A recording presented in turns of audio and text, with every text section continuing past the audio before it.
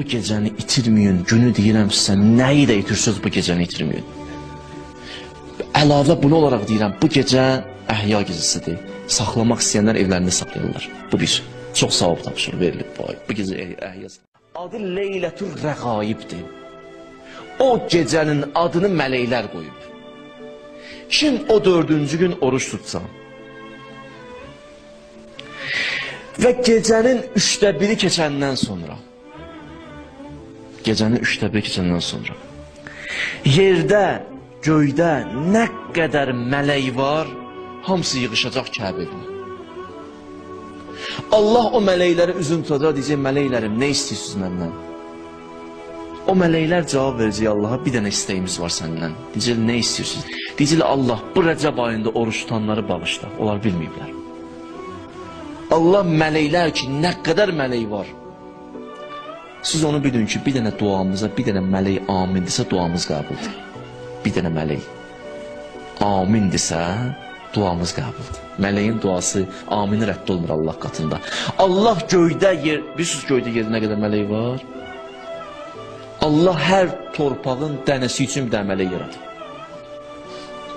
Allah hər ağacın yarpağı üçün bir dənə mələk yaradır. Allah göydən düşən hər damla üçün 2 dənə mələk yaradır. Nə görürsünüz aləmdə? Mələyin sayı bilinir. Hamısı yığışar o Kəbə evinə. İndi deyirsiniz Kəbə evinə necə yığışar? Mənəvi aləmdir o aləm.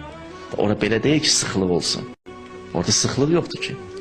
Bütün mələklər o gecə yığışacaq bir yerə. Bütün mələklər əllərin qaldırıb deyəcək, Allah Rəcəb ayında oruç tutanları bağışla, bilməyiblər. Və o gecə Şamla Xiftən arasında 20 rikət, 12 rikətlik namaz var. Biz bu məsciddə qalacaq. Şamla Xiftən arasında 4-cü gündür. O namazı ki qılıb qutarandan sonra Peyğəmbər danışır. Bu sözlər mənim deyil, bu mənim sözlərim, Peyğəmbər belə deyir. Deyir, o namazı qılıb qutarandan sonra get səcdəyə. Filan zikir var, o zikri deyərsən. Mən deyəcəm, buradan söz təkrarlayarsın. Əgər sağ qalsan əgər inşallah. Deyir, əgər o zikri elədin, qutardın, qutaran kimi, səcdədən başımı qaldıran kimi, Allah deyir, mən də neynəmişdim bugünə qədər, hamısını sildim. Da təzdən başla, həyatı təzdən başla. Hətta davamında Peyğəmbər belə buyurur. Dənizin köpüklərinin sayı qədəri günah olsa belə.